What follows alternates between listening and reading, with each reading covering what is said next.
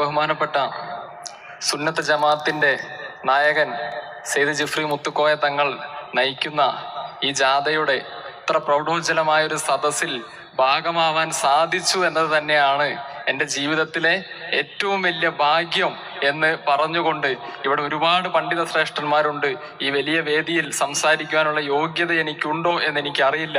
പക്ഷേ ഇവിടെ Philip John എന്ന് പറയുന്ന ഒരു വ്യക്തിയല്ല, സമസ്തയെ ബഹുമാനിക്കുന്ന, സ്നേഹിക്കുന്ന, കേരളത്തിലെ ആയിരക്കണക്കിന് അന്യമത വിശ്വാസികളുടെ ഒരു പ്രതിനിധിയായിക്കൊണ്ട് ഇവിടെ നിന്നുകൊണ്ട് ഞാൻ പറയാൻ ആഗ്രഹിക്കുന്നു, പ്രിയപ്പെട്ട ഞങ്ങളുടെ തങ്ങൾ ഉസ്താദെ, അങ്ങ് ധീരതയോടെ നയിക്കുമ്പോൾ അങ്ങേക്കൊപ്പം നീങ്ങാൻ കേരളത്തിലെ മതേതരവാദികളായ ജനങ്ങൾ ആവേശപൂർവം കാത്തിരിക്കുകയാണ്.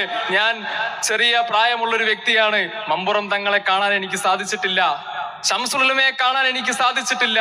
പക്ഷേ ആ കുറവൊക്കെ ഞങ്ങളെ പോലെയുള്ള യുവതലമുറ നികത്തുന്നത് പ്രിയപ്പെട്ട നമ്മുടെ തങ്ങൾ ഉസ്താദ് ശൈഖുന ജിഫ്രി മുത്തുക്കോയ തങ്ങളെ കാണുമ്പോഴാണ്.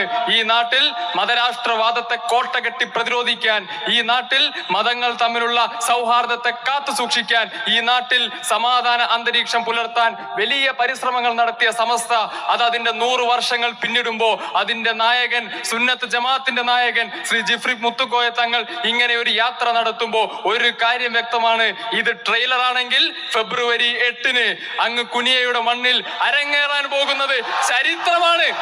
ആ ചരിത്രത്തിൽ ഭാഗമാവാൻ ഞങ്ങളെ പോലെയുള്ള ഈ നാട്ടിലെ അന്യമത വിശ്വാസികളും സ്നേഹപൂർവ്വം ആഗ്രഹിക്കുന്നു എന്ന് മാത്രം പറഞ്ഞുകൊണ്ട് ഈ സദസ്സിനെ അഭിവാദ്യം ചെയ്തുകൊണ്ട്, പ്രിയപ്പെട്ട തങ്ങൾ ഉസ്താദിനോടുള്ള സ്നേഹം അത് വാക്കുകൾക്ക് അതീതമാണ്. എല്ലാവിധ ആദരങ്ങളും അർപ്പിച്ചുകൊണ്ട് നിർത്തുന്നു. നന്ദി, നമസ്കാരം, ജയ് ഹിന്ദ്.